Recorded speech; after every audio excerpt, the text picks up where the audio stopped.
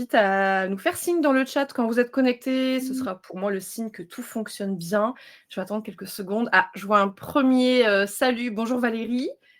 Bonjour. Mariam. Bon, a priori, ça fonctionne. Roxane, Laurine, Monseil, tout. Merci. Bon, tout fonctionne. Bonjour du 24 ensoleillé. Ah, merci Elisabeth, ça fait plaisir. Bonjour à tout le monde. Super ravie de vous retrouver. J'arrive pas à croire que nous soyons déjà au mois de février, mais si, c'est bien le cas et on le commence en beauté puisqu'on va parler aujourd'hui d'un sujet un peu différent, parce que c'est vrai que le sujet de la formation n'est pas un sujet qui est forcément souvent abordé sur Culture RH, en tout cas en webinar. Donc, très contente d'aborder ce sujet aujourd'hui parce que ça fait partie aussi des RH. Et pour aborder ce sujet et l'approfondir, on a aujourd'hui deux invités. Je vais vous inviter à vous présenter en quelques mots, Yazid et Gabriella, histoire qu'on sache un peu qui vous êtes, ce que vous faites de beau, pourquoi vous êtes là aujourd'hui. Et puis après, on pourra se lancer dans le vif du sujet. Alors déjà, Gabriella. Bonjour Gabriella, dis-nous un petit peu qui tu es, ce que tu fais, dis-nous tout. Bonjour à tous et à toutes. Je suis ravie d'être ici aujourd'hui. Donc moi, c'est Gabriela Gonçalves. Je suis learning expert chez Flobo et je suis aussi psychologue cognitiviste spécialisée dans les apprentissages, donc avec les nouvelles technologies. Voilà. Et chez Flobo, qu'est-ce que vous faites? Chez Flobo, je m'occupe d'aider nos clients à transformer et digitaliser leur formation. Donc, ça peut passer par la digitalisation via des modules e-learning et on va un petit peu en parler aujourd'hui, via du conseil, de la formation de formateurs ou encore des jeux pédagogiques. Ok, parfait.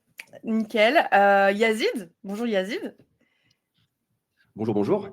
Donc, au même titre que Gabriella, je suis également psychologue spécialisé en psychologie cognitive, notamment apprentissage via les nouvelles technologies. Et je suis ingénieur pédagogique chez BDIS. Donc, pour en parler très rapidement, BDIS, c'est le LMS des populations terrain. Donc, si ces termes ne vous parlent pas, on va en parler tout à l'heure. Et notre objectif, c'est d'accompagner les populations terrain dans leur montée en compétences.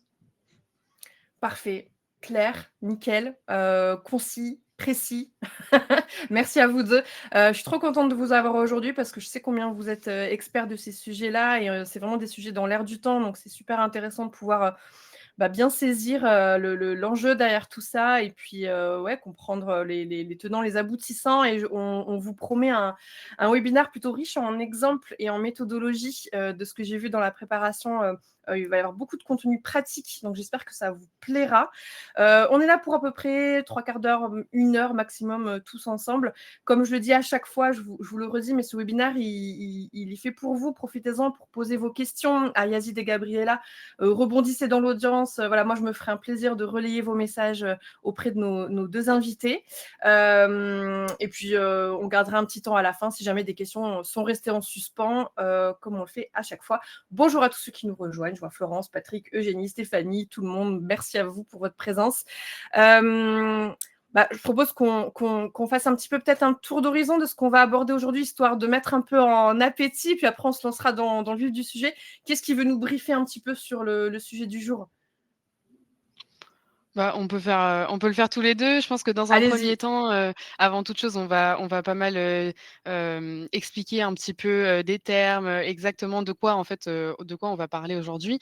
Et ensuite, on va détailler un petit peu ça avec ce que c'est le mobile learning, les capsules et les LMS terrain. C'est quoi les avantages, en quoi c'est adapté à ces populations-là.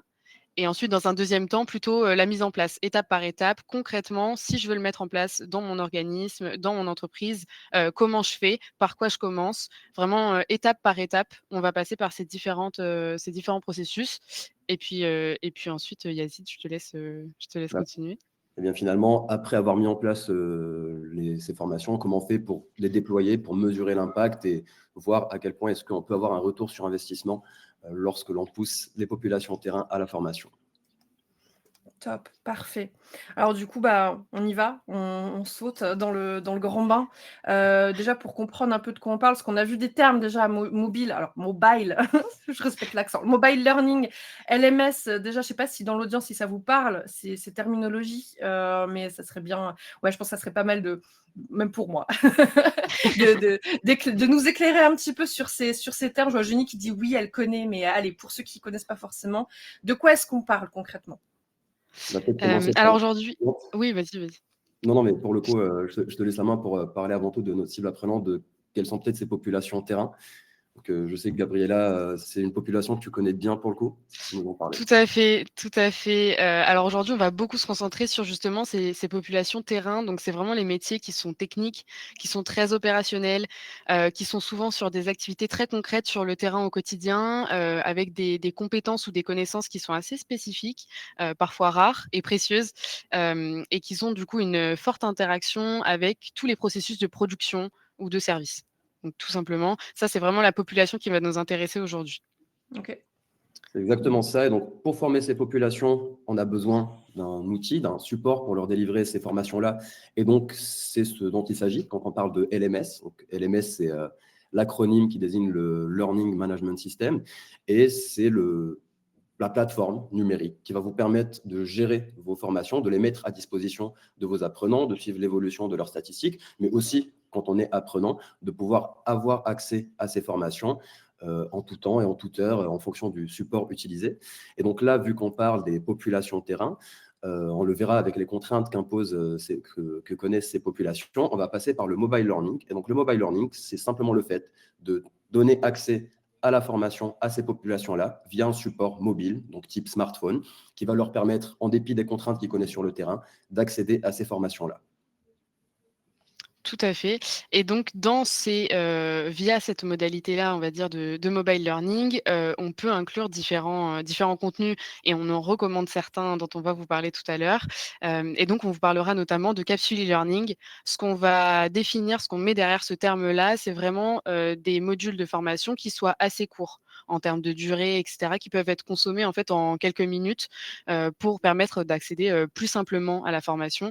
Mais tout ça, on aura l'occasion d'en discuter prochainement. Et donc, pour parler du contexte, donc, pourquoi est-ce qu'on vient en parler de ces populations terrain? C'est parce que ces populations terrain ont un contexte particulier et connaissent aussi des contraintes particulières.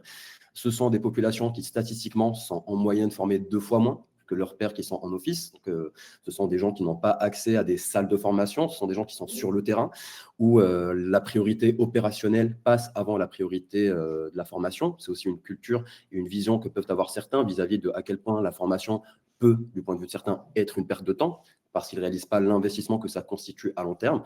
Et donc, on arrive à avoir des contraintes du type emploi du temps chargé, à ne pas avoir un temps dédié à la formation, une difficulté aussi d'accès à des salles de formation et une priorité qui est accordée aux tâches qui sont opérationnelles. Et donc, ça nous amène à une problématique. Et mais oui, Yazid, alors, mais du coup, comment on fait pour offrir une formation qui soit adaptée, efficace, mais aussi engageante, malgré ces contraintes? Et du coup, j'aimerais bien en profiter pour poser la question à l'audience. Est-ce que ce que Yazid a pu préciser en termes de contraintes sur ces populations, est-ce que c'est quelque chose que vous-même vous observez sur votre terrain à vous, en tant que RH? Parce que bon, je pars du principe qu'on a majoritairement des RH dans l'audience. Faites-nous coucou si vous êtes là. Dites-nous si ce sont effectivement des contraintes et des problématiques que vous-même vous rencontrez dans votre quotidien. Je serais curieuse de voir un petit peu où vous en êtes. Et ça nous permet ensuite aussi de faire un pont avec cette fameuse statistique. Je pense que c'est là que vous vouliez en venir tous les deux. C'est Oui, pour ça. le coup, parce qu'en effet, BDIS a mené une étude avec l'IFOP auprès de ces populations terrain, donc pour avoir un réel retour de la part du terrain. Et on s'est rendu compte que chez 62% des répondants à cette étude, qui sont des personnes qui font partie des métiers dits terrain, qu'on avait 62% qui n'avaient des formations uniquement dédiées à leur fonction. Et c'est problématique dans la mesure où ça pose aussi des questions de montée en compétences, de mobilité professionnelle. Et ce sont des gens D'évolution. exactement, et qui ne vont pas être formés en vue de performer dans une carrière future qui va être qui va pouvoir progresser. Et aussi, la particularité, c'est que 61% des répondants qui ont été interrogés n'ont jamais expérimenté de formation courte disponible sur mobile, et donc finalement des formations qui sont adaptées à ces populations terrain. Et donc, ça soulève aussi la nécessité de mettre en avant des formats, donc le format dont a parlé Gabriella tout à l'heure avec les capsules, qui va répondre aux besoins spécifiques de ces formations-là, de ces populations-là. Ok. Pardon.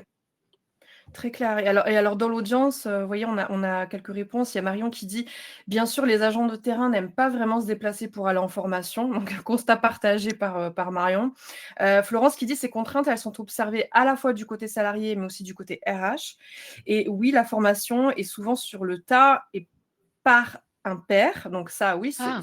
c'est ce qu'on observe aussi. Peut-être la formation, sur le terrain, entre collègues, le père qui forme, l'autre.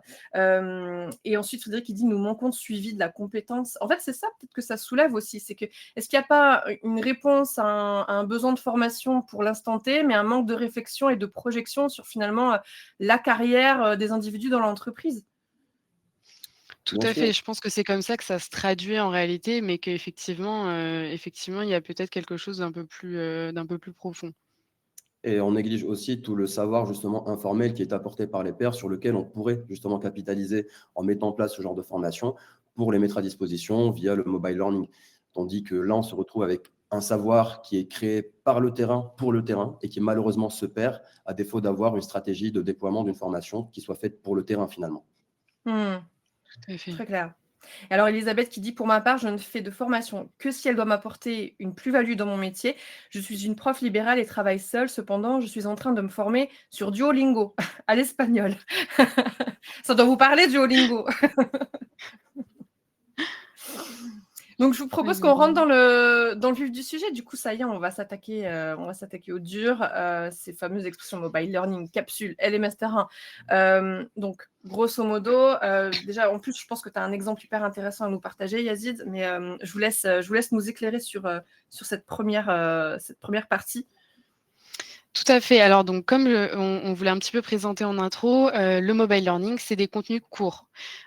Court, ça veut dire entre 3 à 5 minutes dans l'idéal, vraiment, maximum, 10 minutes. C'est vraiment des contenus qu'on peut faire quand on a quelques minutes de disponibles sur notre Ah oui! terrain. Type, je suis sur le terrain, je dispose que 8 minutes de disponibles avant un rendez-vous avec un client. Je peux, sur le terrain, jouer une capsule via mon smartphone qui est courte, mais qui me garantit quand même de la montée en compétences, de la montée aussi en termes de connaissances. Ça peut être via de la réactivation et ça aussi, on va en parler. Donc ce qui est important, à avoir en tête, c'est que c'est vraiment des contenus courts qui soient accessibles à tout moment et donc adaptés aux situations du quotidien de ces populations terrain. Donc ce format-là, il permet à la fois d'apprendre de nouvelles choses, mais aussi d'accéder rapidement à des informations qu'on a déjà pu consulter auparavant. Par exemple, encore une fois, je suis sur le terrain, je suis face à une situation un peu difficile, à laquelle j'ai déjà été formée via une capsule e-learning, via du mobile learning par exemple. Et donc je me souviens avoir, joué cette capsule et avoir trouvé cette information. J'ai un petit doute quant à la situation et à ce que je dois faire. Je peux très facilement, via mon smartphone, retrouver l'information et permettre de prendre une bonne décision. Donc ça, c'est aussi une des fonctions du mobile learning et enfin, il y a aussi toute la dimension de suivi post-formation. C'est pas seulement des nouvelles informations, c'est aussi, par exemple, il y a eu une formation en présentiel, sur une thématique, dédiée et ça va être via le mobile learning qu'on va pouvoir, par exemple, implémenter des quiz ou d'autres activités pour réactiver toutes les connaissances qu'on a pu apprendre, via ces formations en présentiel ou via d'autres modalités, classes virtuelles et cetera. Donc c'est aussi une fonction de juste, ancrage, mémoriel, tout simplement. Également, donc il y a le réduction du temps dédié à la formation en présentiel. Si je dis pas de bêtises, quelqu'un en parlait sur le chat effectivement, en disant que, bah, les populations terrain n'aiment pas forcément, ce moment d'aller en formation présentielle. Hem, on le sait, c'est compliqué aussi, d'un point de vue juste logistique, c'est très coûteux. C'est compliqué pour des populations terrain justement de ne pas, être sur le terrain et donc de voir, peut-être ce temps-là comme, du temps en moins pour leur activité professionnelle, Mmh. et donc c'est peu efficace et c'est peu motivant pour ces populations, et ça mobilise toutes les équipes. Donc on le sait, c'est très compliqué et une des solutions, ça peut être le blended learning. Donc avec plusieurs modalités différentes via notamment le mobile learning, et donc ça peut créer en fait, au lieu de scinder, l'activité professionnelle et la formation via un temps vraiment qui est dédié, peut-être une journée par an ou une journée par semestre, qui est coûteuse et qui est peu motivante, on va créer une habitude de formation au quotidien. En fait, en implémentant via le mobile learning, c'est à bout de main, juste sur notre smartphone, c'est en quelques minutes et donc c'est plus du tout un moment qui est arrêté dans l'année, qui est très théorique, qui est coûteux et peu motivant, c'est un petit peu chaque jour. Donc, c'est plus léger. Et donc, ça peut être via, par exemple, des défis récurrents pour qu'ils soient mobilisés. Voilà, l'idée, c'est de créer une habitude et que ça devienne en fait une organisation apprenante au fur et à mesure qui puisse apprendre directement sur le terrain. En fait, ça vient impacter carrément la culture, finalement, Complètement. c'est ça, c'est adopter une culture, apprenante. C'est ça. C'est la culture d'entreprise qui est un petit peu modifiée et qui au fur et à mesure, en créant ses habitudes, devient vraiment une organisation apprenante au quotidien. Et moi, j'ai une question, juste pardon, Yazid, et après je te redonnerai la main, mais j'ai une question que j'ai envie de vous poser. Je me permets, mais en vous écoutant, quand tu expliquais que les capsules sont très courtes, et cetera, et là, aujourd'hui, on est vraiment centré sur une population spécifique, de l'entreprise. Mais moi, en fait, en écoutant, je me dis: «Mais moi-même, je suis beaucoup plus, réceptive à du contenu court aujourd'hui», et je pense que c'est le cas, en vérité, de beaucoup de gens. Maintenant, voilà, on est sur notre téléphone tout le temps, on scrolle, on aime les contenus qui vont vite, éphémères, il faut que ça aille vite. Et je me pose la question, du coup, je fais un petit virage, on reviendra après sur ce qu'on dit, mais est-ce que finalement, c'est pas une majorité des populations qui aujourd'hui est beaucoup plus réceptive à ce contenu court et finalement, ça parle à tout le monde, non? Ou je me trompe? Pour le coup, tu ne dévies pas tellement du sujet dans la mesure où c'est exactement le point qui vient après quand on parle de distribution et de segmentation. Je C'est spoil. que même d'un point de vue cognitif, on le sait dans la littérature, en sciences cognitives et en psychologie, c'est que l'apprentissage, quand il est distribué en termes de quantité, distribué dans le temps, on a une meilleure montée en compétences, donc un meilleur impact sur la mémorisation et sur la compréhension que lorsqu'on apprend en bloc, lorsqu'on a tout un pavé à suivre d'un Ouais. coup. Et donc, cette distribution, non seulement elle va être optimisée d'un point de vue motivationnel, parce que justement, c'est moins contraignant et moins prenant Mmh. que de suivre quelque chose de très bien défini, qui répond à un objectif pédagogique précis en seulement quelques minutes, plutôt que de dérouler toute une série de modules e-learning qui durent un temps beaucoup plus allongé. Et finalement, en termes de retour sur investissement, en termes d'apprentissage, on n'est pas au top. Donc oui, pour le coup, tu soulèves une question qui n'est pas que dans le cas qui ne s'exprime pas que dans le cas des populations terrain, mais qui nous concerne tous, et encore plus quand on est dans le cadre de populations terrain qui ne disposent que de ce temps qui est limité, parce que même si elles voudraient aller plus loin, Et les oui, contraintes l'imposent. encore plus pour eux, pour le coup. C'est Exactement. ça, effectivement. Donc ça, c'est le premier intérêt justement du format capsule, c'est de répondre spécifiquement à un objectif pédagogique qui est bien précis, court et impactant. Et il y a un autre intérêt, à savoir que même si on réduit le temps qu'on va passer sur une capsule, on a quand même un apport pédagogique qui est intéressant. Pourquoi? Parce qu'on a des éléments qui sont basés sur la littérature en sciences cognitives, typiquement le fait de tester ses apprenants en amont, pendant et en aval de la phase d'apprentissage. On sait que ça optimise également la montée en compétences. On va mettre en place des formats qui vont impliquer l'apprenant, qui vont le mettre dans un apprentissage actif où il va être en interaction avec son support de formation. Il n'est pas question juste de dérouler du texte ou juste de regarder des vidéos, mais on a des formats du type Scratch Card, la battle où il va challenger les collaborateurs, les pairs sur des sujets similaires. Et ça, on observe, on voit l'impact qui est fait. Et pourquoi est-ce que c'est important aussi dans le cadre du mobile learning? Parce qu'en plus d'avoir cet apport pédagogique, il faut se dire que si mon apprenant sur le terrain, il n'a pas accès à la formation, même si j'ai beau investir d'un point de vue pédagogique, finalement, s'il n'y va pas, ça ne sert à rien. Donc, d'où l'intérêt d'avoir cette interaction entre d'un côté la technologie, à savoir le mobile learning, qui permet de simplifier l'accès pour ces populations terrain, et en parallèle, un apport pédagogique qui est pensé et fait pour ces populations-là. Et donc ça, on l'a vu donc dans le cas qui est évoqué juste ici, celui d'Amorino. On a eu 30% des franchises ayant les meilleures performances commerciales sont celles qui ont enregistré un taux de complétion de formation d'au moins 90%. Et donc, on voit d'un côté que l'accès a été simplifié par le mobile learning et que l'impact est présent dans la mesure où ceux qui se forment le plus sont ceux qui performent le plus aussi. Donc, d'où l'intérêt de mettre en place ce genre de formation et de se dire que finalement, ce n'est pas une perte de temps, que c'est une stratégie d'investissement à moyen, à long terme. Et d'ailleurs, pour compléter, Stéphanie, alors elle rebondissait à ce ce que vous disiez tout à l'heure, mais ça, comme tu reviens un peu sur ça, je me permets de te partager son commentaire. Elle dit: «Actuellement, la vision tend à être à court terme, quand bien même tous s'accordent à dire que les métiers RH et autres ne seront plus les mêmes dans le futur. On est très frileux en France sur le développement à long terme et la compétence transférable». Donc ça rejoint un petit peu ce que vous disiez tout à l'heure et tout l'intérêt en fait de miser sur de la formation qui ne soit pas que court-termiste, mais vraiment avec une vision, une projection beaucoup plus loin dans le temps, et on voit les effets en plus de cet investissement là avec l'exemple d'Amorino. C'est super intéressant de voir à quel point ça joue sur la performance. Il n'y a pas de secret en fait. Et surtout Et alors, bien sûr, c'est un réel investissement en réalité, hein, la formation. Oui, surtout qu'avec l'évolution des technologies, on ne peut pas garantir la pérennité de certains métiers et qu'on a ce besoin constant de formation encore plus aujourd'hui. Oui. L'intérêt de continuer à monter en compétences. Ouais, la formation doit être constante en fait. On n'a jamais fini de se former finalement. Et alors, si on parle mise en place, c'est ça qui aussi va peut-être intéresser notre audience, c'est comment est-ce qu'on s'y prend, par quoi on commence finalement, Gabriella?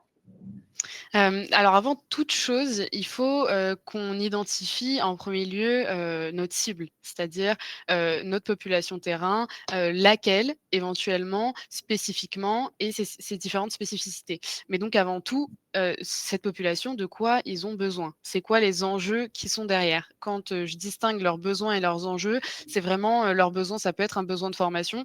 Un besoin de formation, ça peut être peut-être sur de la vente ou quelque chose. Et donc l'enjeu sous-jacent, ce serait dans ce cas-là une répercussion sur les performances de l'entreprise. C'est vraiment d'identifier qu'est-ce qui pourrait se passer ou qu'est-ce qui ne se passerait pas s'ils ne sont pas formés, pour vraiment prendre conscience du besoin réel derrière et pouvoir créer quelque chose qui soit adapté. Donc ça, c'est avant tout, première étape, analyse des métiers et des spécificités de la cible.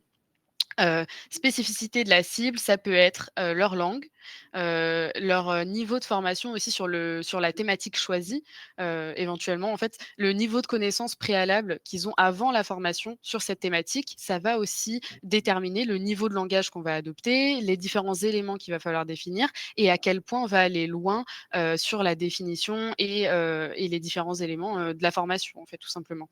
Et également le handicap, ou est-ce qu'ils sont à l'aise avec des outils informatiques ou non? Est-ce qu'ils ont des habitudes de formation? Via quel device? Donc, est-ce que c'est des ordinateurs souvent? Est-ce que c'est des téléphones? Est-ce qu'ils sont déjà habitués à ce format-là? Quel type de formation ils ont déjà suivi? Tout ça, c'est vraiment les spécificités de la cible qu'il va falloir avoir en tête pour la conception. Donc ça, c'est vraiment avant toute chose, définir les métiers, la cible et leurs spécificités, notamment sur le matériel. Donc, comme je vous disais, est-ce qu'ils ont des habitudes de formation, mais c'est aussi de quoi ils disposent pour suivre ces formations. Est-ce qu'au sein de l'entreprise, ils ont des moments via des ordinateurs, par exemple, où ils peuvent accéder à ces formations-là, ou est-ce que c'est via des tablettes? Est-ce que c'est via leur device personnel? Tout ça, c'est des éléments à prendre en compte dans la conception, notamment en termes de format, de modules, et on va en parler. Donc vraiment, d'avoir une approche centrée à la fois technologie, donc outils, très concrètement de quoi ils disposent, et aussi une approche qui est vraiment centrée apprenant. Eux, en tant qu'apprenants, de quelles informations ils disposent sur le sujet?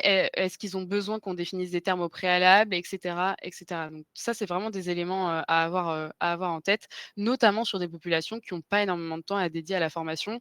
Donc très concrètement, si j'ai quelques minutes à dédier à un module e-learning et que je joue le module et que je n'arrive pas tout de suite à me projeter ou à comprendre le langage qui est utilisé, forcément, ça va pas être adapté, et donc je vais pas forcément aller au bout du module. Donc ça, c'est des éléments vraiment à prendre en compte.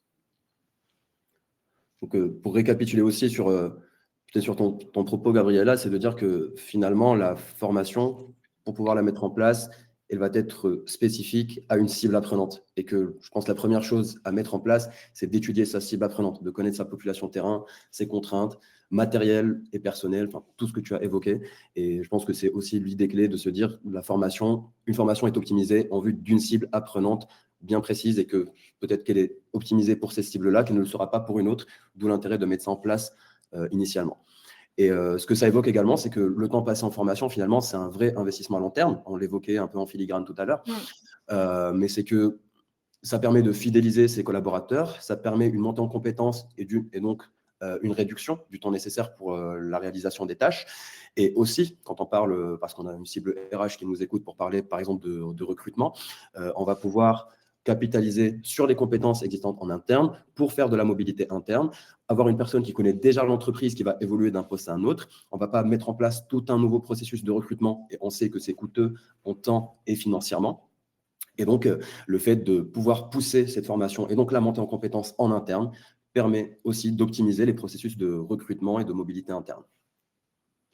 Et Tout à fait. ça permet de rappeler qu'effectivement, quand un besoin est identifié dans l'entreprise en termes de recrutement, bah, en fait, l'idéal, c'est déjà de puiser dans le vivier interne. Donc, si on a investi dans la formation, on a plus de chances d'avoir des personnes qualifiées, hem, qui peuvent répondre à ce besoin et effectivement pas engager des frais de recrutement comme tu le dis, Yazid. Et alors, il y a Frédéric dans le chat qui dit, «Est-ce qu'il est possible d'indiquer à l'outil de conception quel est le public adressé?» Ah! Bah, c'est le concepteur, en fait, qui fait ce travail-là, j'imagine. C'est pas l'outil, C'est ça, c'est ça. c'est ça? Ça va être vraiment au concepteur, en fait, de récolter toutes ces informations. En tout cas, un maximum, parce que parfois, on n'a pas forcément, l'accès à tous ces éléments, mais c'est des questions qu'il faut avoir en tête, lors de la découverte des besoins.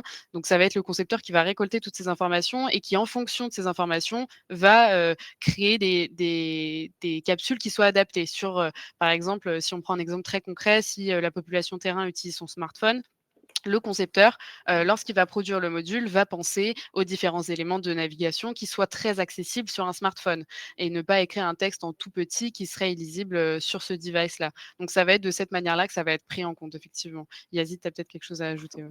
Bah, j'allais dire que ça soulève aussi la nécessité d'aller explorer réellement le terrain, d'aller voir, d'être à la rencontre des populations terrain et de ne pas spéculer sur leurs conditions, parce qu'on peut passer à côté de contraintes qui, en apparence, peuvent être insignifiantes, mais qui peuvent avoir un impact. Si moi, je décide de mettre un podcast et que derrière, j'ai un collaborateur qui travaille sur un chantier, qui n'a pas de casque pour écouter mon podcast, bah, il y a un problème d'accès à la formation qui se pose, plus qu'une question de pédagogie, et ça va être contraignant. Et là, pour le coup, l'outil va nous permettre de faire la conception de nos capsules selon différents formats, selon différentes fiches. Mais en amont, c'est un travail d'ingénierie pédagogique et de conception qui doit Bien se faire. sûr. Vous pouvez faire ce travail d'investigation et d'étude et Mmh. d'analyse du besoin. Et Mmh. l'outil, finalement, il va juste me permettre de répondre à ce besoin. Très clair, très, très clair. Et alors du coup, derrière, forcément, étape, logique, comment créer des contenus efficaces? Hem, Bah, je vous laisse, nous éclairer, ce sont vous les experts. Très bien. Alors je distingue un petit peu le contenu, de la forme et donc du format. Ouais. Sur le contenu, Yazid en a parlé notamment, mais en fait, capitaliser sur, les connaissances des experts terrain, c'est hyper important parce que eux ont des connaissances assez spécifiques souvent, techniques et puis qui sont adaptées au contexte de l'entreprise aussi. Donc c'est très précieux et ces experts terrain, on peut les transformer en co-créateurs, voire créateurs de contenu pédagogique, ce qui permet de la transmission de connaissances par les pairs. Donc, encore une fois, avec un langage qui soit adapté, parce qu'il n'y a pas, en fait, en tant que concepteur, on n'a pas autant d'informations que les experts terrain qui sont au quotidien, justement sur le terrain, et qui disposent de toutes les informations dont ils auraient besoin. Éventuellement, s'ils ne les avaient pas à un moment, ou éventuellement des mises en situation très concrètes qui pourraient être très transférables en fait au terrain. C'est-à-dire que s'il y a une mise en situation, qui se produit, sur un contexte terrain, fréquemment, ça peut être pertinent d'évaluer les apprenants ou de les tester sur ces mises en situation via des modules, en mobile learning. Donc ça, vraiment de les transformer en co-créateurs, ça va permettre d'en faire, notamment des ambassadeurs. Donc de capitaliser à la fois sur leur savoir qui peut se perdre, donc ça peut être une manière de le transmettre, du contenu assez précieux, hein. Ils peuvent eux-mêmes créer du contenu, donc par le terrain, pour le terrain. Donc forcément, il n'y a pas plus adapté que ça. C'est très proche de la réalité de leur quotidien.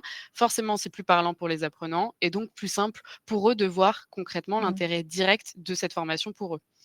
Et ensuite, ça a aussi un bénéfice d'un point de vue, cognitif, c'est-à-dire qu'il y a un effet de génération. En fait, on retient mieux les informations et surtout, ça nous motive plus de créer quelque chose soi-même. Donc ça va aussi en faire des ambassadeurs qui vont porter, le projet de formation, au sein de leurs équipes sur le terrain. Et en plus, dans cette situation, le mode d'engagement de ces, experts terrain est, assez élevé et Yazid en a parlé tout à l'heure. Ça, c'est très important, pour, retenir les informations et pour être motivé, afin d'être engagé tout au long de ces formations. D'un point de vue format maintenant, ça va être de structurer des modules, de capsules courtes, donc 3 à 5 minutes comme je vous disais tout à l'heure, maximum 10 minutes, avec des formats et des outils qui soient adaptés, aux mobiles. donc d'un point de vue dimension de capsule, tout simplement. En fait, il faudrait tester à chaque fois sur les devices qui sont utilisés pour permettre de voir en situation apprenante, qu'est-ce que l'apprenant voit sur son device. Est-ce qu'il arrive à lire? Est-ce qu'il arrive à naviguer? Il y a pas mal de questions à se poser et en fait, en se mettant dans la position de l'apprenant, on a toutes les réponses dont on a besoin pour faire les modifications et permettre que ce soit vraiment adapté. Ensuite, il y a pas mal d'activités qui se prêtent à cette modalité pédagogique. Évidemment, quand on est au moment de la conception, on peut se poser cette question-là. Donc, il y a notamment des vidéos courtes pour rappeler des bonnes pratiques, pour avoir des mises en situation, comme je vous disais, concrètes qui parlent au terrain. Ça peut être des quiz, une immersion dans un environnement qui est similaire à la réalité de leur terrain, ou encore plein d'autres activités. Yazid, tu en as peut-être à citer? Oui, on en a plusieurs. On peut avoir des quiz interactifs qui vont aussi respecter l'affichage vertical, lisible, adapté au Mmh. device, au smartphone qui Mmh. va être utilisé sur le terrain. On va pouvoir mettre en place des mini-challenges, avoir des to-do list, donc d'éléments d'actions à suivre, à mettre en place sur le terrain. On va pouvoir faire de la gamification, donc prendre un peu les leviers motivationnels du jeu, mettre en place des badges, des scores, des Mmh. défis, de la certification pour attester de la montée en compétences plutôt à titre plutôt formatif. Enfin, l'objectif n'est pas de mettre en place de la comparaison sociale, mais de se dire j'ai atteint tel score, je vais avoir mon badge, j'ai changé d'avatar, de mettre en place aussi un processus d'animation en envoyant des notifications donc pour encourager l'apprentissage qui soit régulier. Donc, on parlait tout à l'heure de Duolingo, on sait que vous avez des notifications qui pop-up. C'est encore une fois le même principe d'utiliser ces leviers-là pour inciter les gens à justement aller sur mon outil et suivre les formations qu'ils sont supposés suivre pour monter en compétences. Mmh. Et donc, si on veut illustrer ça, Gabriella parlait du savoir informel qui se perd. Chez Bdiz, on a notamment le format TIPS, qui a une dimension sociale très importante. On parle de social learning. Et l'objectif, c'est de se dire, au lieu que mon collaborateur puisse communiquer à un autre collaborateur le savoir informel dans un contexte informel, eh bien, on pourrait en profiter et que ces informations-là, ces connaissances-là qui sont transmises de manière un peu implicite, eh bien, on pourrait capitaliser là-dessus et les mettre en place sur la plateforme via le format TIPS. Et le format TIPS, c'est un format très court et impactant qui répond à un seul objectif pédagogique qui va durer très, très peu de temps, donc au maximum 1 minute, qui va permettre de faire de la captation, notamment de gestes métiers, avec une vidéo courte qui va être très facilement montée et un descriptif textuel. Typiquement, là, ce qu'on voit à l'écran, on a Nouveau Parfum, édition limitée hiver 2023. Je pense que l'on reconnaît la fameuse rosace qui se fait chez Amorino. Eh bien, quand j'arrive en tant que nouveau collaborateur chez Amorino, je n'ai peut-être pas les compétences Mmh. nécessaires, le geste métier pour créer ce genre de visuel. Et donc, moi, en tant qu'expert chez Amorino, au lieu de montrer ce geste-là une multitude de fois à chaque nouvel arrivant, je vais pouvoir faire de la captation, en faire une courte description, mettre un petit quiz très rapidement avec, et à partir de là, eh bien, pouvoir capitaliser sur ce savoir et que chaque nouvel arrivant puisse finalement tout de suite voir comment est-ce qu'on procède pour faire cette rosace-là. Donc là, on Ouais, est donc sur... c'est vrai qu'on l'a pas cité, mais finalement, ce genre de contenu peut servir carrément à la phase d'onboarding au-delà de la formation le continu. Là, on est vraiment sur nouvel arrivant, bim, on le forme et on a en fait du contenu déjà prêt à déployer. Bien sûr, ça peut servir pour de l'onboarding, pour de la montée en compétences chez Ouais. des collaborateurs déjà existants. Ça peut être sur un nouveau parfum qui vient d'arriver, sur la nouvelle collection quand on est dans le prêt-à-porter, sur des questions plutôt d'actualité. Et donc, Mmh. on a tout un flux qu'on va pouvoir animer en mettant en place des tips et qui ont encore une fois la particularité de pouvoir être très rapidement créés, donc répondant à cette contrainte des populations terrain qui ne Ouais. disposent pas de beaucoup de temps et qui permettent encore une fois de capitaliser sur le savoir informel et faire de l'apprentissage avec les pairs. Et comme en parlait Gabriella tout à l'heure, il y a cet effet de génération qui est fait et on sait que ça optimise les apprentissages.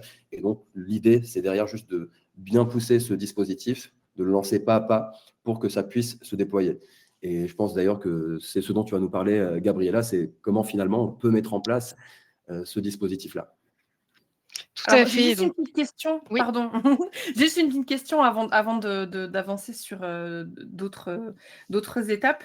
Il y a Frédéric qui demande: «Est-ce qu'on peut imaginer créer un contenu plus long, par exemple 20 minutes, puis le découper en capsules, d'objectifs pédagogiques?» Alors il précise pour un public, FDV, alors force de vente, je suppose, FDV. On peut l'imaginer ça, de produire un gros contenu, puis après le découper en capsules, tout simplement?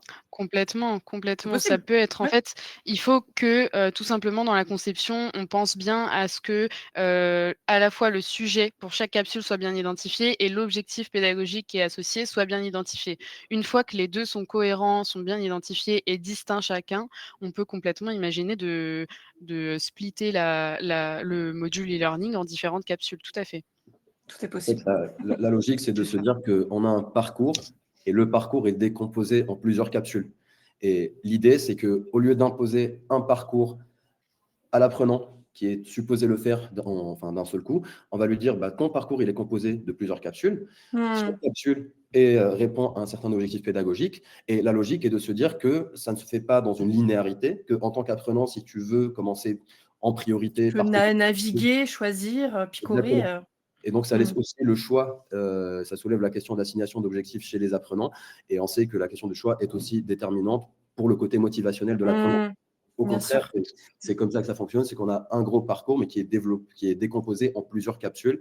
Et la capsule étant un peu cette entité, cette unité qui, regroupée ensemble, compose le parcours.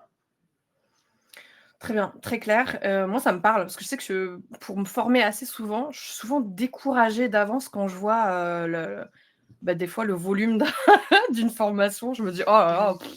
c'est une montagne» et je me dis: «Moi, je suis carrément le public parfait pour, de la capsule vidéo courte». Je suis vraiment la bonne cliente, moi, sur ce genre de contenu. J'adore. Ah ouais. Nous aussi, je pense que même à titre personnel, Yazid et moi aussi, mais c'est normal, hein, enfin, c'est tout à fait normal. Donc, pour lancer le dispositif vraiment pas à pas, comme je vous en parlais un petit peu tout à l'heure, il faudrait d'abord identifier la population visée, très concrètement, ses spécificités et cetera, ses besoins et donc le sujet prioritaire. Pour Mmh. identifier le sujet prioritaire, soit c'est déjà une priorité au niveau de peut-être la stratégie globale de l'entreprise, soit vous pouvez regarder éventuellement des capsules qui ont été visionnées récemment avec intérêt sur votre LMS si vous en avez déjà un. Ou liées à l'actualité. Par exemple, si le secteur est en difficulté sur un aspect, on peut peut-être regarder des capsules qui répondraient à ce besoin-là.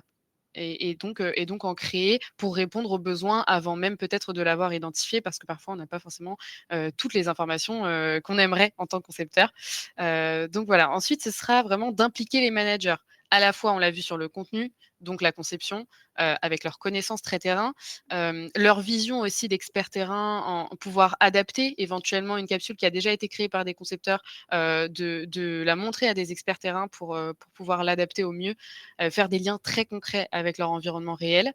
Et puis comme ça, ça permet la transférabilité, des compétences et des connaissances, des experts, aux apprenants sur leur lieu, de travail, de manière très concrète. Ça permet de s'engager dans le projet, mais à la fois de le connaître.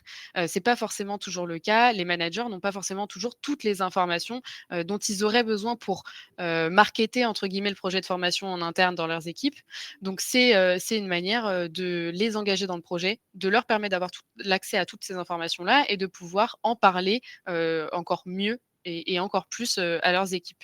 Et puis tout ça, ça fait un petit peu un effet, tache d'huile en fait. Ça diffuse la culture d'apprentissage, dans l'entreprise et ça en fait vraiment une entreprise apprenante, en faisant des ambassadeurs tout simplement, au sein des équipes. Est-ce qu'on n'est pas un peu sur de la conduite du changement? Tout à fait, ça peut, en faire partie effectivement, en tout cas, au changement au niveau de la culture d'apprentissage, c'est tout à fait une manière de la diffuser, en fait. Que ce soit via le mobile learning, donc des formats plus courts et cetera, qui soient plus adaptés au terrain et aussi via l'application des managers qui eux-mêmes vont diffuser, la parole, entre guillemets Mmh. de la formation, les informations dont les apprenants ont besoin, éventuellement les guider sur la plateforme s'ils ont des difficultés. Plus ils sont impliqués, dans le projet de formation en amont, plus ce sera facile, de le déployer. C'est pour ça, ça me fait penser à ça, un peu cette notion d'ambassadeur, d'avoir des personnes qui vont, elles-mêmes adhérer au projet et servir j'ai plus le terme qu'on utilise en conduite du changement, mais qui vont être moteurs en fait dans l'adhésion du reste des équipes. Et Valérie qui dit ou même du codev, du co-développement. C'est vrai que ça fait pas mal penser à ça. Et Géraldine demande où sont hébergés ces micro-learnings si l'entreprise ne possède pas de LMS. Donc question plutôt technique. Ça va dépendre de l'outil utilisé pour, créer ces capsules. Il y a des outils qui permettent d'accéder à ces capsules via des liens internet, ce qui permet d'avoir, accès à ces formations, sans avoir de LMS, Mhm. mais dans ces cas-là, souvent, il y a peu de retours en termes de données, que Ah sur oui. un LMS. Oui, le LMS, lui, permet de récolter de la data et d'avoir un vrai suivi, alors que si c'est externalisé, entre guillemets, on n'a pas accès à autant de détails. Ok. Et C'est ça, Yazid, on tu peut avoir voulais... accès à pardon. certaines, non, j'allais dire, on peut avoir accès à certaines informations en fonction des outils, mais c'est vrai que ce sera quand même limité par rapport à une plateforme, dédiée à ça. Hmm. Ouais, du coup, Yazid, tu voulais rebondir. Je crois que, si je dis pas de bêtises, tu avais un exemple à nous partager aussi avec Amorino en termes de déploiement ou, Oui, ça rejoint le dernier point, donc celui de tester les contenus avec un Ouais. petit groupe pilote. Avant de mettre en place, enfin, de déployer la formation, il faut aussi passer par un premier essai, l'équivalent d'un test utilisateur, si vous voulez, donc sur un échantillon beaucoup moins large que la population chez qui on va déployer la formation. Et c'est intéressant dans la mesure où la formation doit bénéficier d'une démarche itérative. Il y a des allers-retours qui doivent se faire, là pour le coup, avec le terrain, pour récolter des retours, donc des retours sur non seulement la facilité avec laquelle la technologie va être utilisée, mais aussi sur l'utilité perçue par rapport aux sujets qui sont abordés, sur la difficulté perçue des sujets qui sont abordés, sur l'ingénierie pédagogique. Et donc, il faut récolter ces retours, les difficultés, des suggestions d'amélioration également, toutes les idées, pour mettre en place des améliorations futures pour le déploiement à une population plus large.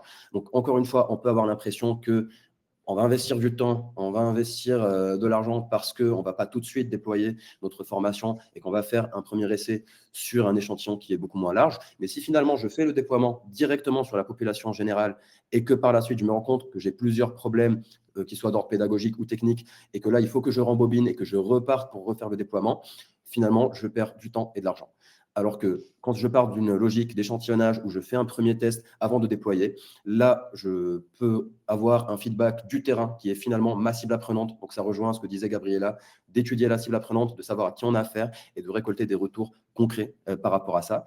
Et en effet, on a un exemple à évoquer là-dessus, qui est l'exemple, encore une fois, de Amorino. Et donc, Amorino, avant de choisir Bidis, finalement, la décision a été prise par les collaborateurs terrain qui sont finalement les utilisateurs finaux. C'est-à-dire qu'on leur a mis entre les mains différentes solutions parmi lesquelles Bidis figurait et ils Ah ont oui. opté pour Bidis parce que c'est finalement les décideurs, ce sont les personnes qui vont utiliser l'outil. Et si derrière, on leur impose un outil qu'ils ne l'utilisent pas, ça remet encore une fois cette question d'accès à la formation qui, en dépit de l'investissement pédagogique qui va être fait, sans accès à la formation, ça va être compliqué. Et dans Et notre... c'est très malin parce que je laisse mes équipes choisir. Du coup, en quelque sorte, je me garantis que derrière, elles vont aller utiliser l'outil puisque je leur ai laissé le choix. Non seulement on laisse le choix, mais aussi sur la partie de test de la formation sur des groupes pilotes. Je vais tester la formation pour avoir des retours sur les contenus pédagogiques, mais je vais aussi m'intéresser à la question de la prise en main. Donc, si je me rends compte que sur le groupe pilote, j'ai 90% de mon effectif qui n'arrive pas, d'un point de vue technique, à accéder à la formation, je peux me dire que je vais mettre en place un programme de prise en main, ou alors peut-être que c'est pas le bon outil qui est adapté à cette population-là. Donc, ce sont plein de questions qui peuvent paraître vraiment peu signifiantes, mais qui peuvent avoir un réel impact conséquent sur toute votre stratégie de déploiement de formation.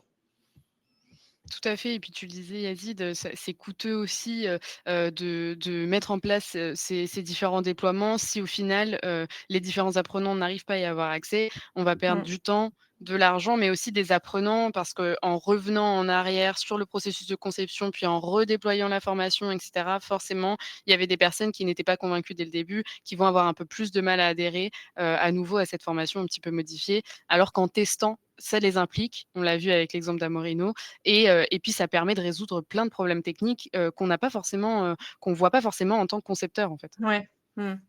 En fait, le test peut être perçu comme, une perte de temps, mais finalement non, c'est un investissement pour gagner du temps ensuite, en fait. Exactement. C'est ça, Voilà, donc complètement. super important. C'est vrai qu'on n'y pense pas forcément à la phase de test et pourtant, elle pèse lourd pour avoir, du résultat. D'ailleurs, j'ai pas fait exprès, belle transition pour parler concrètement de résultats. Je vous Très bien, laisse, bah, ouais. justement. Oui, justement, on en parlait, en fait, on va avoir plusieurs éléments qui vont nous permettre d'évaluer les résultats et de suivre, Mmh. la formation et son déploiement. Notamment le taux d'adoption, donc le nombre de personnes qui se sont connectées et qui sont D'accord. éventuellement commencé le module, et le taux de complétion, donc le nombre de personnes, qui est allé au bout de la formation. Parce que parfois il y a une différence évidemment entre le nombre de personnes qui se sont connectées une première fois et puis, les personnes qui sont allées vraiment Mmh. au bout de la formation. Et ça, c'est des éléments à la fois qui vont nous permettre d'évaluer, la formation, mais aussi de se rendre compte de problèmes techniques. Par exemple, si, j'ai une durée de complétion, pour un module ou une capsule qui dure 5 minutes, et la moyenne entre guillemets de la durée de complétion des apprenants, est supérieure à 30 minutes, on peut se poser la question de Et soit ouais. le contenu, la difficulté, on peut essayer de comprendre, qu'est-ce qui se passe, et qu'est-ce qui peut expliquer cette durée de complétion? Est-ce que c'est parce que les apprenants ont été coupés pendant leur formation, ont dû reprendre plusieurs fois et donc peut-être tout recommencer? Est-ce que c'est parce qu'il y a un problème technique qui fait qu'ils sont bloqués pendant un moment? Il y a vraiment, voilà, donc c'est des éléments qui nous permettent de suivre, à la fois d'un point de vue, pédagogique les apprenants, mais aussi d'un point de vue conception pour des améliorations futures. Hem Et puis dans le même sens, Yazid, les feedbacks, tu nous en parlais tout à l'heure. Oui, j'en parlais tout à l'heure sur ce principe de la démarche itérative, d'avoir un aller-retour avec le terrain en tant que concepteur, parce que finalement, personne ne connaît mieux les contraintes du terrain que les collaborateurs terrain. Et il Mmh. est important de prendre en considération le retour pour pouvoir mettre en place des améliorations futures et continues. La logique est de se dire, je ne déploie pas une formation et puis on n'en parle plus. L'objectif, non, c'est de suivre cette formation, de faire des allers-retours pour voir ce qui peut y être amélioré, que ce soit pour les populations, si c'est une formation qui va être déployée plus longuement sur une même population, ou alors si c'est de la formation type réglementaire qui va être suivie par d'autres personnes, qu'on puisse optimiser l'apport pédagogique sur ces formations-là. Tout à fait, et puis il y a le feedback vraiment très direct, hein, des collaborateurs terrain aussi qu'on peut consulter pour amélioration. Même une fois déployé, on peut consulter des collaborateurs terrain qui font partie des personnes, formées, donc de la cible apprenante, pour avoir tous les éléments en fait, de la réalité, du déploiement. Est-ce qu'il y a des difficultés? Est-ce que, enfin comment ça se passe? Ce qu'ils en pensent aussi d'un point de vue contenu. Est-ce qu'il y a des choses qui manqueraient? Surtout quand c'est des experts. Donc voilà, donc eux peuvent remonter des informations qui sont très utiles pour améliorer les Mmh. capsules. On l'a vu dans une phase de test déjà, et puis même une fois que c'est déployé, une fois que ça a déjà été amélioré, et c'est important d'avoir en tête, effectivement, comme tu le disais Yazid, de pas, une fois, que la formation est prête et déployée, ne plus, investir de temps et d'énergie, dedans, Mmh. parce qu'on peut toujours l'améliorer, et Ça ne plus, s'arrête on pas là. l'améliore. Ouais, c'est ça. Plus on l'améliore, plus elle sera adaptée et donc efficace. Donc c'est vraiment important d'utiliser, enfin d'aller chercher en fait les informations dont on a besoin directement auprès des apprenants. Et il y a Frédéric qui pose une question. Il nous demande: «Est-ce qu'on peut assigner une date de début et une date de fin pour la complétion?» Oui, complètement. Oui, tout à fait, oui, sur les outils, il y a plein de paramétrages possibles.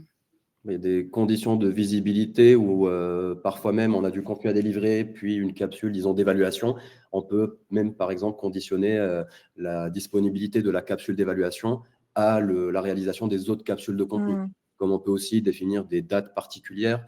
Et ça, c'est aussi intéressant quand on a des formations liées à des événements particuliers.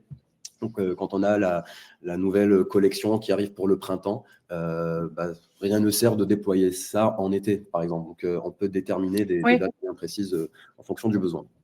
dans le cadre de campagne, ouais, c'est ce qu'il précise, dans le cadre de campagnes, précises, liées à la saisonnalité, effectivement, comme tu cites en exemple. En tout cas, super intéressante cette notion de, ce que je retiens, c'est cette notion d'amélioration continue finalement. C'est-à-dire que, heu identifier le besoin, concevoir, puis déployer. En fait, ça ne s'arrête pas là. Il y a derrière toute une démarche à travers les feedbacks et l'observation des différents indicateurs, une nécessité d'améliorer en fait en continu le contenu de la formation. Donc c'est super intéressant. Je pense que c'est complet. Ça permet de voir que c'est pas aussi simple et magique que ça. Quand on est apprenant, on peut peut-être facilement se dire c'est simple, c'est facile. En fait, on se rend pas forcément compte du boulot derrière et du boulot que ça implique pour les RH aussi, parce que est-ce que ce sont eux finalement qui sont porteurs, enfin ils sont porteurs de ces sujets-là, mais est-ce que moi je me dis voilà, je suis RH et j'écoute tout ça, je peux peut-être me dire waouh, j'ai tout ça là à porter sur mes épaules. Ça peut faire un peu peur en fait, hein. C'est assez consistant. Donc c'est quoi le message que vous auriez à passer aux RH qui nous écoutent aujourd'hui? Déjà, de dire que c'est un travail d'équipe, donc qui ne doit pas reposer que sur les RH, mais ça part du service formation au dev RH, à la RH, ça implique des éléments liés au recrutement, ça implique les managers directs. Enfin, il y a tout un écosystème qui doit avoir en ligne de mire ce même objectif qui est celui de la montée en compétences des collaborateurs. Et comment on peut en arriver là? Déjà en mettant bien en avant les bénéfices que ça apporte à tout le monde. Donc, pourquoi on devrait déployer un LMS terrain, notamment via le mobile learning et avec le format capsule et tout ce qu'on a évoqué depuis tout à l'heure? Parce que déjà, ça garantit une formation qui est flexible, qui va être engageante, qui va être adaptée aux contraintes de ces populations terrain. Et en quoi est-ce que ça nous intéresse? C'est que ces formations sont un réel investissement. On va voir une réelle montée en compétences avec une réduction de temps de réalisation des tâches. On va avoir de la mobilité interne qui va être facilitée. On va capitaliser sur les compétences qui existent en interne. On va fidéliser aussi les collaborateurs en interne. On réduit aussi notre taux de turnover avec un niveau général de compétences qui va être élevé en inculquant cette culture de la montée en compétences et de la formation. Et donc finalement, tout le monde y gagne. Et il faut juste faire les choses en mettant en place toute une stratégie, de ne pas l'improviser et de se dire que c'est un réel investissement qui nécessite l'intérêt qu'il faut lui conférer pour pouvoir obtenir les résultats qui sont nécessaires en essayant d'anticiper tous les éléments potentiellement bloquants, à savoir tant la partie liée à la tech que la partie liée à l'ingénierie pédagogique. Tout à fait et puis on peut capitaliser comme on l'a vu, on en a beaucoup parlé, sur des populations, terrain, sur des managers, sur, différents membres, de l'entreprise qui sont pas forcément au service formation. Et parfois ça peut être la difficulté justement de pas avoir un service formation qui soit disponible ou qui existe tout simplement, qui ait du temps, dédié, sur ces sujets de formation et ça peut être, en justement en transformant les experts terrain en co-concepteurs ou en concepteurs, de contenu pédagogique avec les tips ou des capsules, assez rapides à mettre en place. Donc c'est important aussi d'avoir en tête que, effectivement, on a besoin, d'avoir une équipe autour de soi, pour mettre ces choses en place, mais on peut utiliser des ressources, qu'on soupçonne, pas forcément, quand, on est au quotidien dans la conception pédagogique. Et là, dans ce que tu Le dis, ou la Gabriella, RH n'est pas seul. C'est oui, ça. dans ce que tu dis, Gabriella, c'est que non seulement on va capitaliser sur le savoir informel, mais qu'on passe de 1, 2 ou 3, enfin, d'une petite équipe de concepteurs à tous les collaborateurs qui deviennent concepteurs à leur tour aussi. Et on ne peut pas trouver mieux en termes de contenu à destination du terrain que du contenu qui est créé finalement par le terrain lui-même et qui répond à un réel besoin, qui connaît les problématiques et les contraintes qui vont avec. C'est beau ce que Complètement. tu dis. Alors, j'en profite pour demander à l'audience, est-ce que vous avez des questions qui sont peut-être restées en suspens? Et en attendant de voir ça, moi j'ai une question. Moi j'ai une question. Je me mets dans la peau des personnes qui nous écoutent et je me dis, est-ce que investir dans alors on dit un ou une LMS, je sais pas, un ou une. Hein. Voilà. Est-ce que Ouais. est-ce que investir dans un LMS, ça ne concerne que les grosses entreprises ou est-ce que ça a du sens pour une petite entreprise? Et du coup, la question sous-jacente, c'est à quel moment j'estime que les feux sont au vert et ça fait sens d'investir dans ce genre d'outils? Alors ça dépend vraiment pour le coup du contexte. Ça va être le nombre d'apprenants, ça va être la fréquence des formations, ça va être le format aussi, des formations. Ça va être est-ce qu'il y a des personnes dédiées à créer ces supports-là ou est-ce que ça va être, juste sur un moment, via de l'externalisation? En fait, il y a beaucoup, beaucoup, beaucoup de paramètres à mon sens à prendre en compte dans le choix des outils au global, mais notamment dans le choix de la plateforme LMS. Et puis par exemple, chez Flobo, on le fait souvent de justement, avoir cette dimension conseil, pour, le choix du LMS. En fonction de toutes Mmh. ces questions que j'ai évoquées, choisir un LMS qui soit adapté parce qu'évidemment, un LMS aussi ça peut avoir un coût et avoir, un LMS qui permet par exemple d'héberger, un certain nombre de données, pour une très faible population, ce serait pas forcément adapté. Et inversement, pour D'accord. quelqu'un qui a des énormes besoins de formation, prendre un LMS qui ne correspondrait pas à ces besoins-là, en fait, ne permettrait pas de mener ces Mmh. projets-là de formation. Donc ça va être vraiment une question de, entre, les besoins et puis, ce qui est disponible sur le marché, d'adapter, au maximum. Ouais, faut auditer. Il y a un véritable audit à mener, en fait. C'est ça, parce qu'il y a des LMS, qui sont adaptés aussi à des petites entreprises, enfin, D'accord. vraiment, c'est vraiment en fonction, des besoins. OK, bah, très clair. Je suis d'accord avec toi, Gabriella, et enfin, pour répondre aussi du point de vue chez Bidis, on ne va pas proposer les mêmes services aux grands groupes et aux ETI qui a des clients qui ont une cible apprenante qui est beaucoup plus réduite.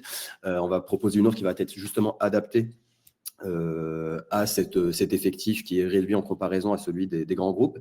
En revanche, je pense qu'il est quand même important d'avoir un LMS et de ne pas faire de la formation de manière improvisée, dans la mesure OK. où c'est ce qui va permettre d'avoir toutes les stats qui vont avec, d'avoir un suivi. En fait, si on veut vraiment mettre en place une réelle stratégie de formation avec une montée en compétences, on a besoin du LMS. C'est ce qui va permettre de traquer l'évolution, de voir quels contenus ont été réalisés, de voir l'évolution d'un point de vue temporel, de créer des groupes d'apprenants, d'assigner les bonnes formations aux bonnes personnes. Et dans ce cadre-là, on a besoin d'un LMS pour pouvoir le faire de manière stratégique, disons. Oui, tout à fait. Ça va être plutôt sur la réflexion globale au début, mais effectivement, c'est une étape importante, notamment quand c'est vraiment un projet, de devenir une organisation apprenante, de, favoriser la montée en compétences. Ça va être indispensable, de s'équiper de certains outils, dont le LMS. OK, très clair. Alors, il y a quelques questions qui sont quand même des questions assez techniques. Alors, je ne sais pas si vous allez pouvoir y répondre ou peut-être que, vous pourrez, y répondre a posteriori, vous allez me dire. Mais, avec la lourdeur du format vidéo, est-ce adapté au mobile learning? Si oui, comment s'y prendre pour l'adapter? Pouvez-vous partager des outils avec nous sans dégrader les vidéos? C'est vraiment très technique là, pour le coup. Alors, je ne sais pas si vous pouvez, donner des pistes, Oui, bah, je pense que tu auras des choses à dire aussi, Yazid, mais déjà, d'un point de vue juste format vidéo, ça dépend de la qualité de la vidéo, ça dépend du coup, du matériel avec lequel elle a été tournée et cetera. Donc tout ça, c'est des choses Ouais. qui peuvent être adaptées. Pour éviter un chargement long, pour éviter pas mal de problèmes techniques, on peut tout à fait réduire le format, en termes de poids, de la vidéo et de l'adapter, à un format mobile learning. Ensuite, ça va être plutôt sur le format, c'est-à-dire vertical notamment, et puis des formats courts comme on en a beaucoup parlé Mmh. aujourd'hui.